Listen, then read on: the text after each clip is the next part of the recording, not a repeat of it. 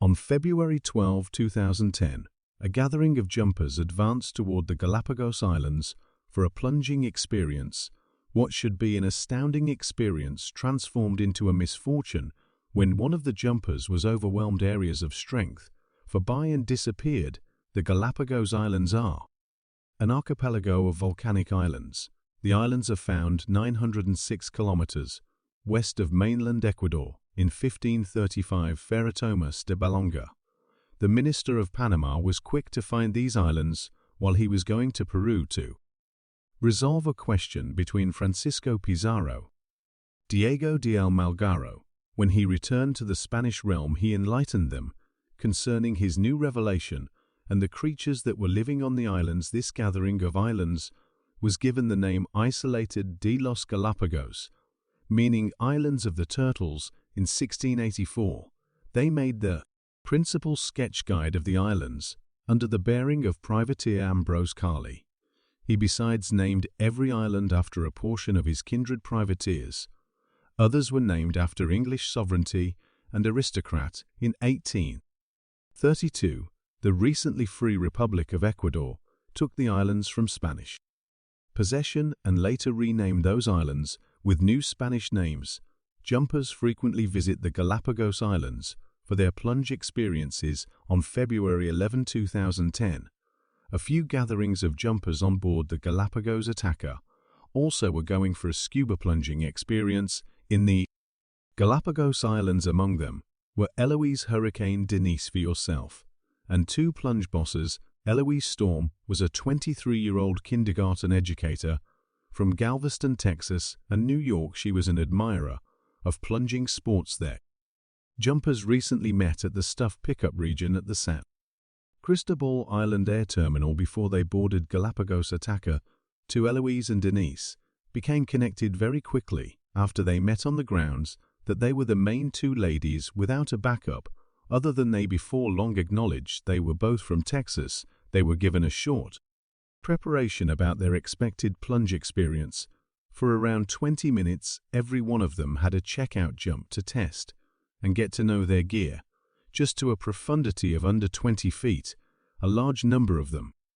Eloise included experienced issues getting the specific weight required for her unbiased lightness.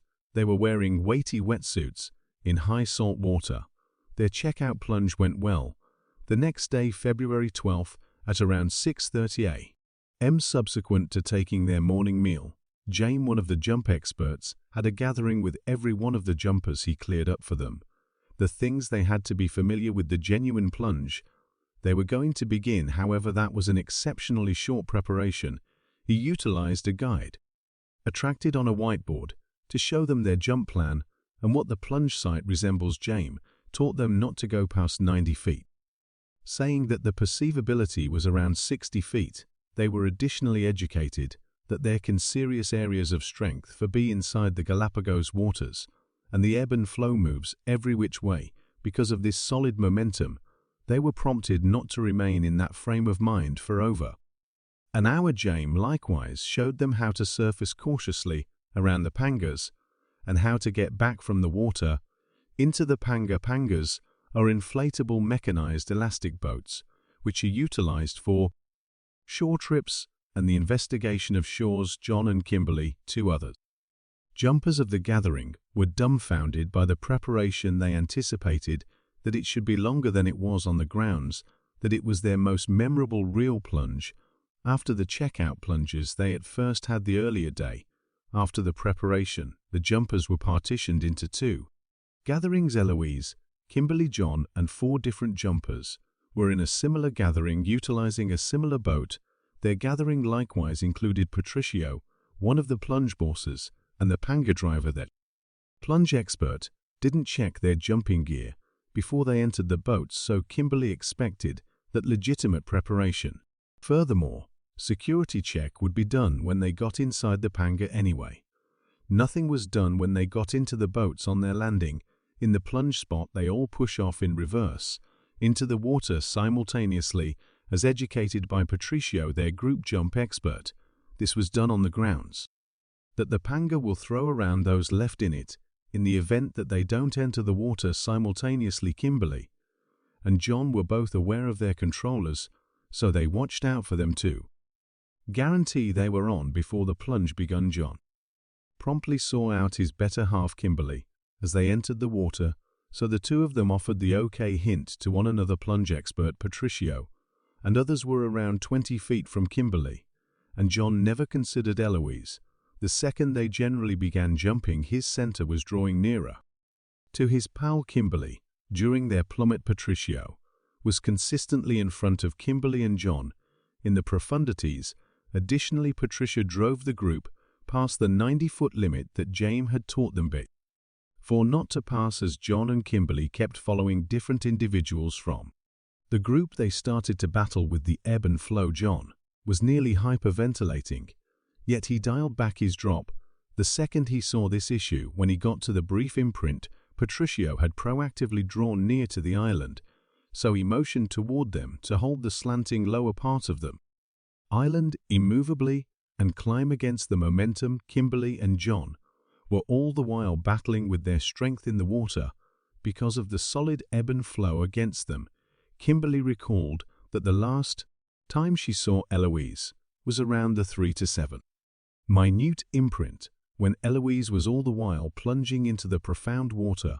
When Kimberly and John had the option to clutch a few rocks to get some security on the island, they found that Eloise wasn't with most of them yet. They saw Patricio and Denise discussing a missing jumper right now. Kimberly and John had under 20 psi of air in their tanks. Patricio taught Denise to remain with the remainder of the jumpers, holding tight the stones as he would go looking for Eloise. When Kimberly and John saw that they were getting low on air, they motioned toward the subsequent jump expert James, who requested that they start their rising. John held Kimberly firmly so they wouldn't get isolated from the impact of areas of strength.